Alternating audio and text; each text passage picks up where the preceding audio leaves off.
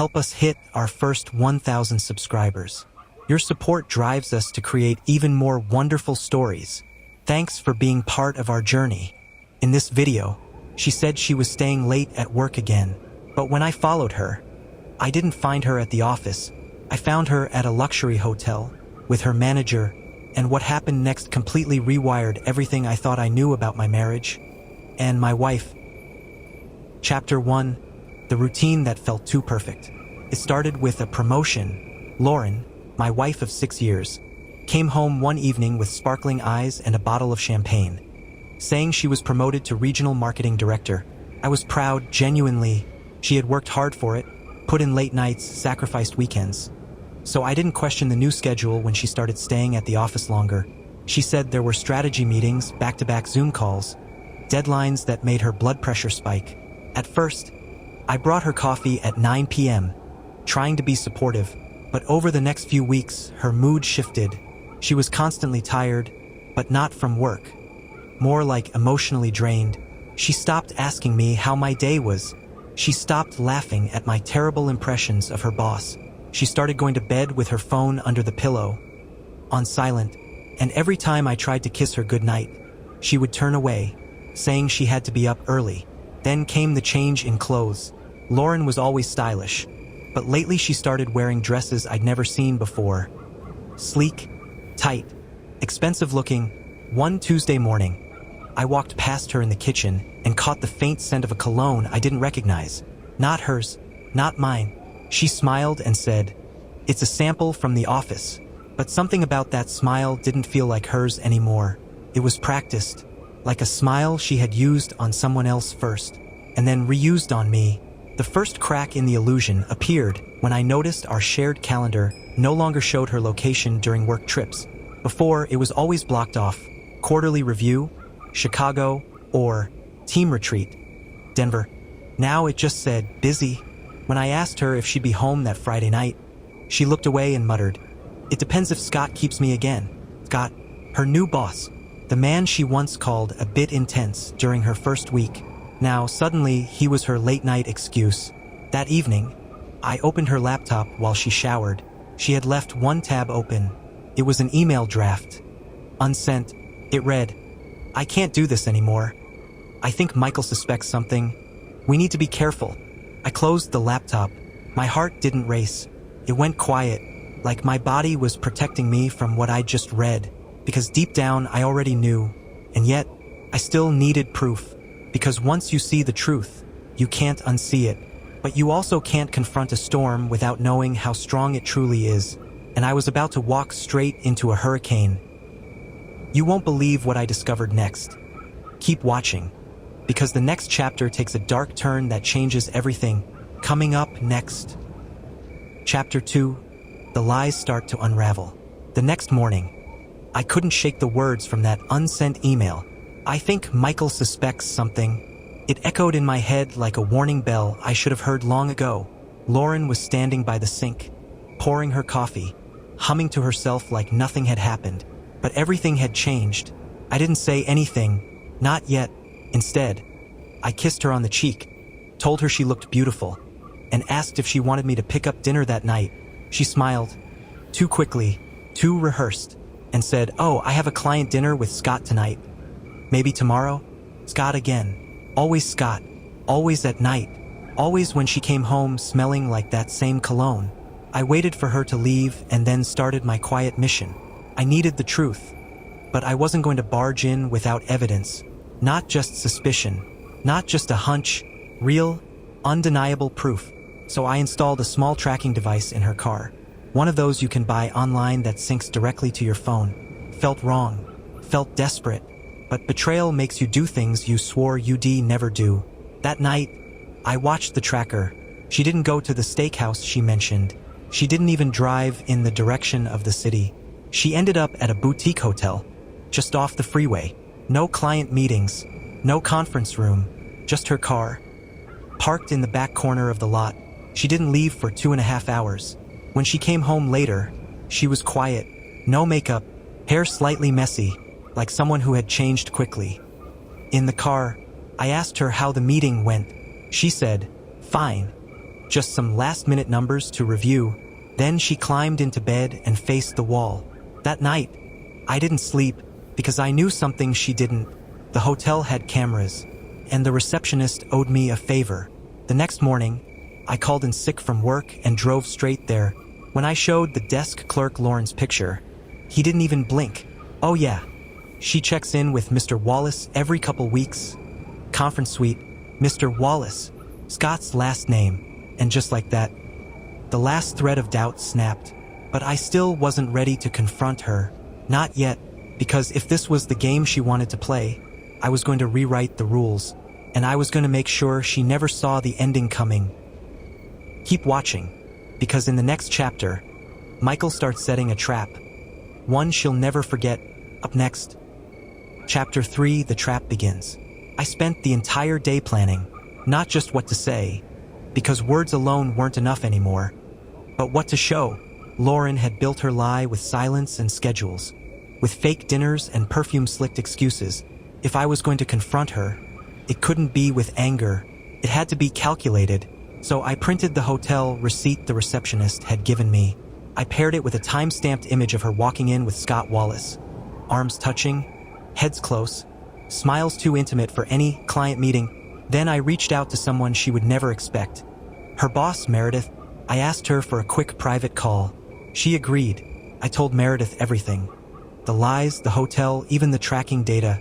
She was shocked, but not surprised. Apparently, there had been rumors, whispers, late-night strategy meetings that didn't add up, and then Meredith said something that changed the game. If you want, I can schedule a surprise team lunch for tomorrow. Everyone will be there. Even Scott. You could show up, act casual, and watch what happens. It was perfect. Lauren wouldn't see it coming. Neither would Scott. I thanked Meredith and stayed up that entire night rehearsing the moment. Every possible reaction, every facial twitch, every lie she might try to spin. But nothing could prepare me for what happened next. Because what I discovered that next day wasn't just betrayal. It was layers of betrayal. Lies beneath lies. Secrets I didn't even think were possible. And once I stepped into that conference room, pretending it was all a coincidence, I saw it, the panic in her eyes, the sweat on Scott's forehead, and then the one sentence from a coworker that shattered everything I thought I knew. You weren't supposed to be here, Michael. Not yet. Wait, what? Not yet? You're not going to believe what unfolds next. And trust me, the next chapter will flip everything you thought you understood on its head. Stay locked in. Coming up next. Chapter 4, The Secret Agreement. The moment that sentence left Brian's lips. You weren't supposed to be here, Michael. Not yet. The air in the conference room changed. I felt a shift in the atmosphere. Like the room itself had exhaled and everyone was holding their breath again. Lauren's face turned pale. Scott's jaw clenched. But Brian, he looked guilty. I turned to him, keeping my voice calm. What do you mean, Brian? Not yet. He froze, glanced at Lauren, then at Meredith, who was standing in the doorway with her arms crossed. The silence dragged. Finally, Lauren stepped in. Michael, I was going to tell you everything. Just not like this. Everything? I repeated. My hands trembled, but I kept my voice steady. What's going on, Lauren? She opened her mouth, but Scott interrupted. It's not what you think. Classic. I laughed bitterly. Oh, you mean it's not an affair with my wife? Just some innocent team-building exercise at a hotel room. Then Brian sighed, rubbed his face, and dropped the bomb. There's been a plan, he said. A plan to leave you out, Michael, but not just from Lauren's life, from the company. I stared at him, stunned. What? Brian continued. Lauren and Scott have been planning to start their own consulting firm, using insider client data from here. That was the real reason for those late-night meetings. I couldn't believe what I was hearing. Lauren looked like she wanted to vanish into the floor. Michael, she whispered, it started as business. I swear. But then it didn't stay that way. Did it? She didn't answer, because silence was the answer. I turned to Meredith. You knew. She nodded slowly. I suspected. That's why I helped you set this up. I needed proof to terminate them. Legally, I felt a strange mix of vindication and heartbreak, because while I'd come here to confront a betrayal of love, I'd walked into something much bigger: corporate theft, conspiracy, a double betrayal of both marriage and loyalty. And still, none of it compared to what happened after the lunch ended. When I got a call from someone I hadn't heard from in years, someone who claimed they knew the real reason Lauren ever married me in the first place. You thought this story couldn't go deeper? You're about to find out just how many lies were hiding beneath the surface. Stay with me in the next chapter. Chapter 5, The Call That Changed Everything. I left the conference room feeling like I'd been hit by a truck. My wife betrayed me, my best friend helped her, and my boss knew it was all happening under my nose. But then came the call, a number I hadn't seen in years, blocked, private, but when I picked it up, the voice sent chills down my spine. Michael, you don't know me, but I know Lauren, and I know why she really married you. I stepped into an empty stairwell and leaned against the concrete wall. My heart was pounding again, but not from heartbreak. This time, it was fear. Who is this? I asked. The voice chuckled. You don't remember me? But you should. My name is Erica. I was Lauren's roommate back in college. I know everything, and I think it's time you knew, too. For a second, I thought it was some kind of prank, until she started listing things only someone close to Lauren could possibly know. Her college nickname, the name of her first pet, and then she dropped the real bomb.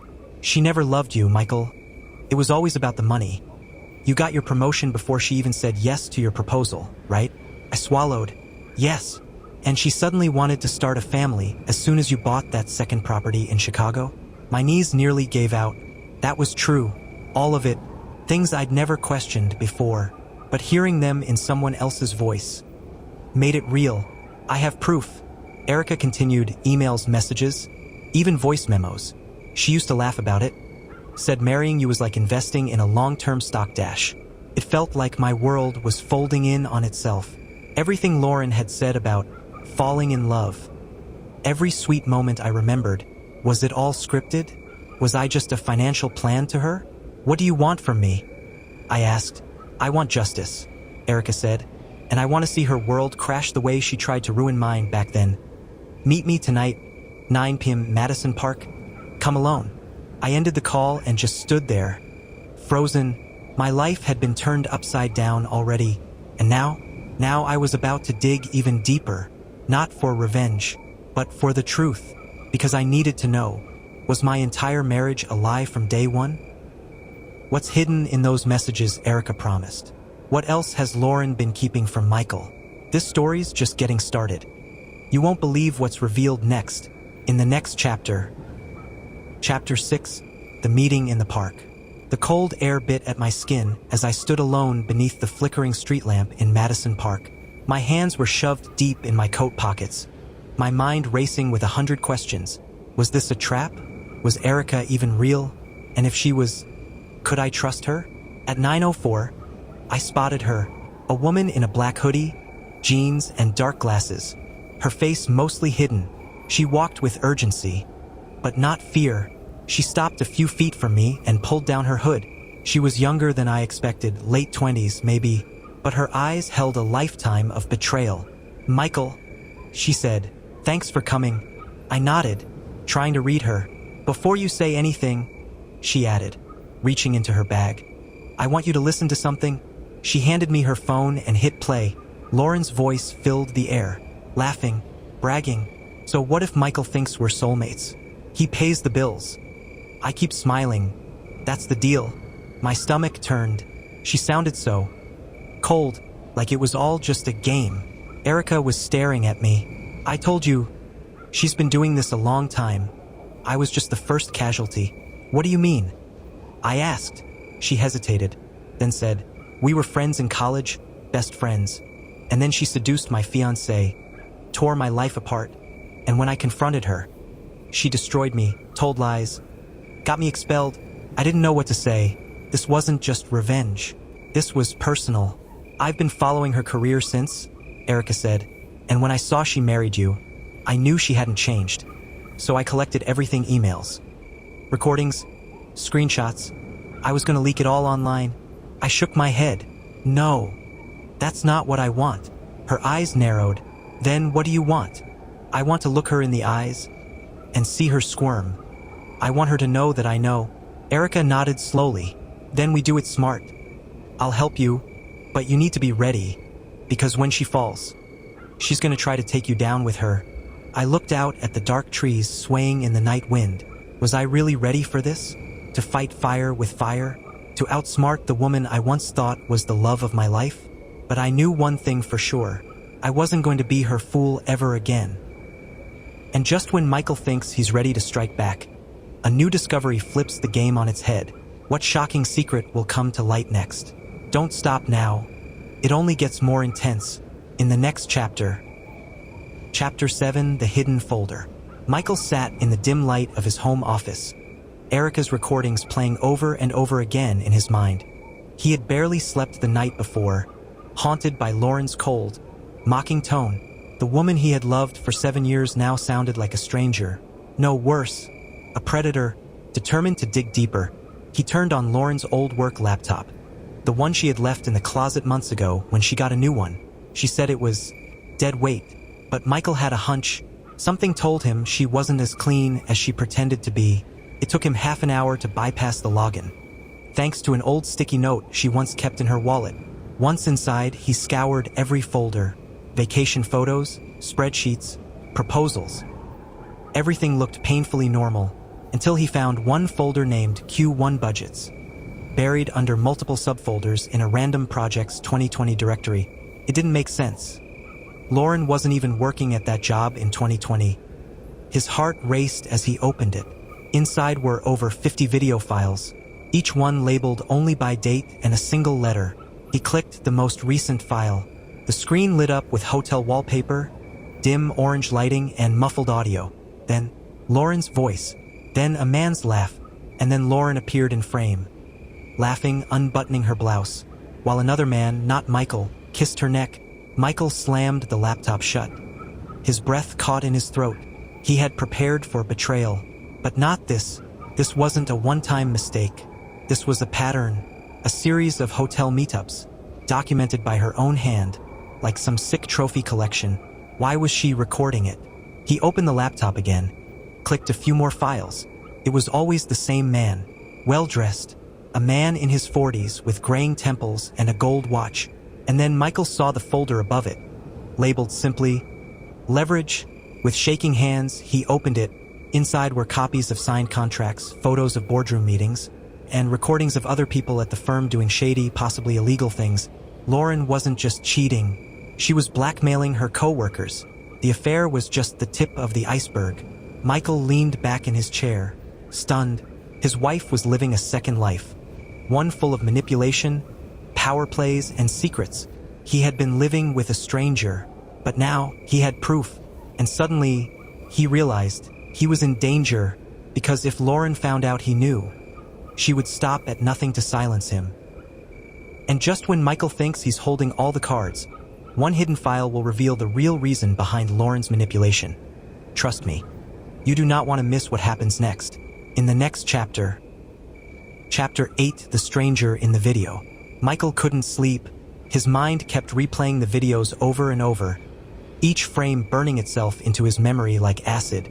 He had watched his wife become someone else on camera, smiling, whispering, plotting, and worst of all, enjoying every second of it. The man with the gray temples and gold watch was clearly a key figure, but Michael still didn't know who he was. He had to find out. He took a screenshot from one of the clearest frames and ran it through a reverse image search. At first, nothing came up, but then, bingo, a business magazine cover from 2 years ago. Gregory West, the mind behind Westmark Solutions. Michael's stomach dropped. Westmark Solutions, Lauren's current employer. She wasn't just having an affair with some coworker. She was sleeping with the CEO. The man had a reputation for being clean, philanthropic even. He donated to children's hospitals, spoke at leadership conferences, but in those videos he looked anything but clean. Michael knew he couldn't go to the police. Not yet. He needed more than just salacious recordings. He needed to understand the why. Why was Lauren documenting everything? Why was Gregory letting her? And what exactly was that leverage folder protecting? He returned to the laptop, heart pounding, and clicked into one more subfolder. this one labeled simply, Plan C. Inside was a Word document, encrypted. He stared at the password field, mind racing, and then it clicked. He typed in Michael 1991. The file opened instantly. What he read inside sent ice through his veins. It was a breakdown of his own financials, his job history, emails he thought were private, texts between him and Erica. Even the ones he deleted, details about his childhood, his university, his mental health record from over 10 years ago. Lauren had been compiling a psychological profile on him, and it wasn't just for fun. It was tactical, weaponized. She was planning something, and not just cheating or blackmail. This was deeper, more personal. She was preparing to ruin him. Michael's hands shook. How long had this been going on? And why was he the target? Then, just as he was about to shut the laptop, one more file caught his eye. A video file, titled Final Insurance. With trembling fingers, he clicked it. The screen showed Lauren, sitting in their bedroom, facing the camera, smiling faintly, and then she said, "If you're watching this, Michael, I guess you've finally figured it out." Michael froze. What she said next would change everything.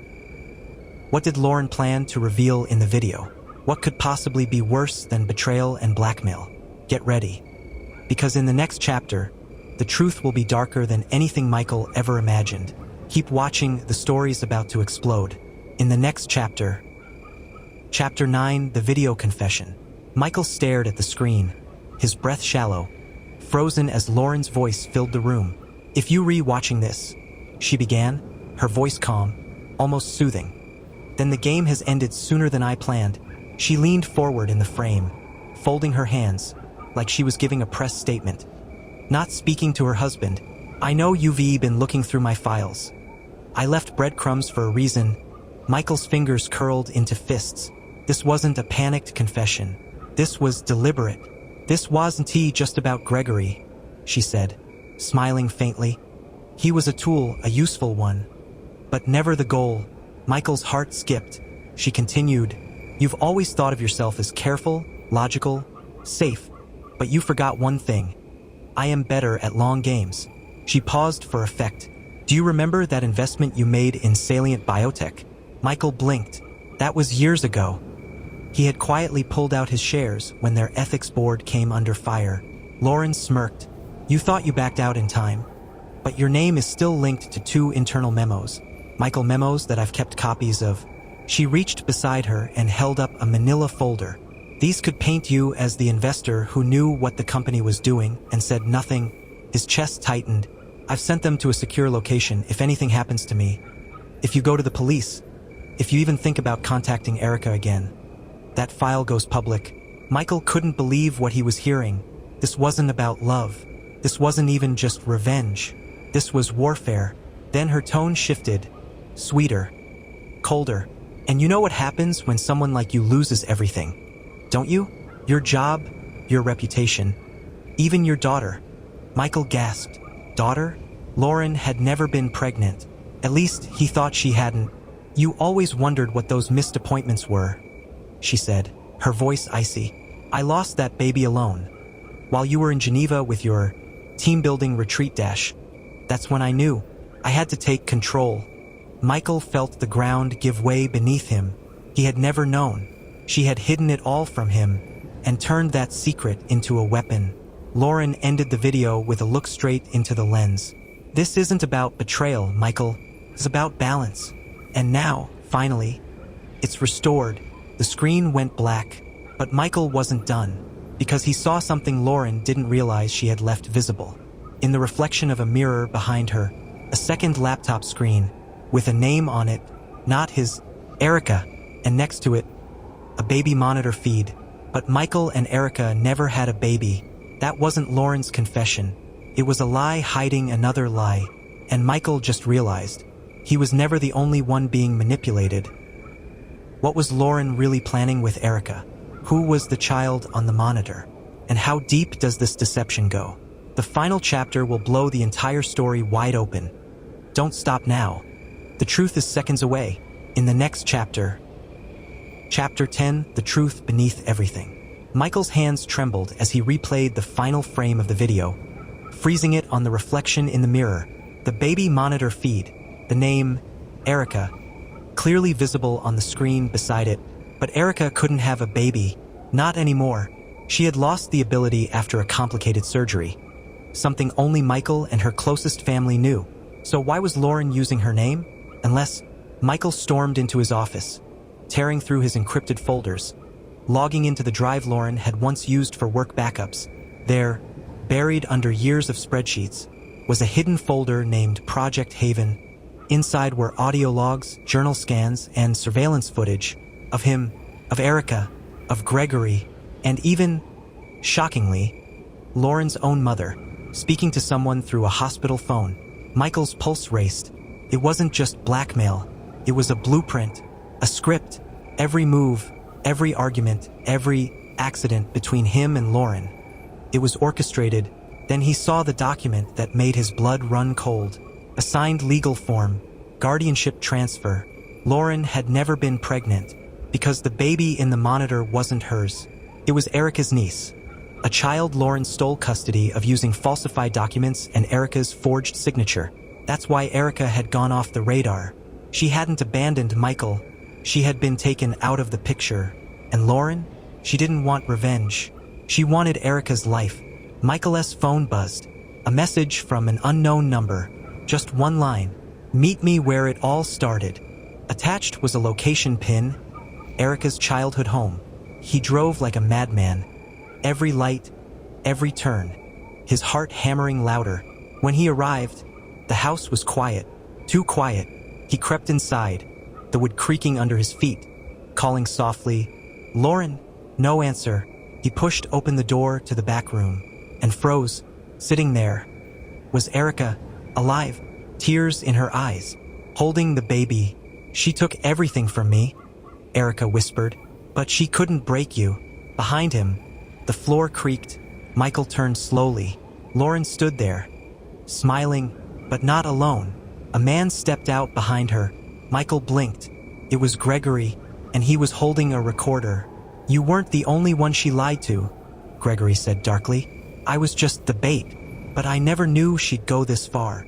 The three of them stared at each other, Erica clutching the child, Lauren smug, yet her hand twitching.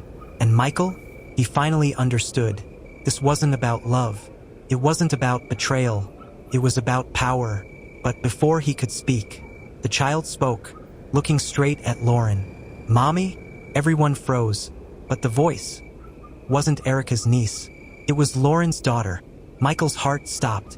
He remembered something Lauren had once said. Years ago, half asleep, "If anything ever happens to me, promise me you'll protect her." He had laughed at the time, thinking she was just dreaming, but now it made perfect sense. Because the truth wasn't that Lauren stole the child.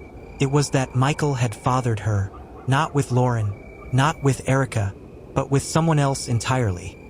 A woman whose name had been erased from every folder Lauren kept.